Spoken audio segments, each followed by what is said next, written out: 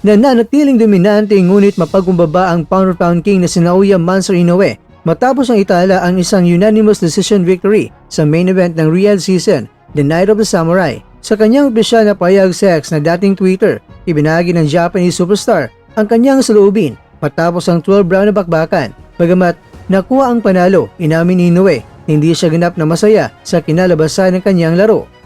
Sa kabila ng tagumpay, naging tapat si Inoue sa kanyang mga boxing fans tungkol sa kalidad ng kanyang ipinakita sa loob ng lona.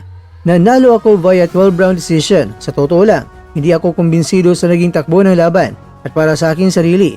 Ngunit, gagawin ko ang lahat upang muling matumbasan ang iyong mga expectations sa susunod. Payag ni Inoue sa wikang Hapon na ating sinalin.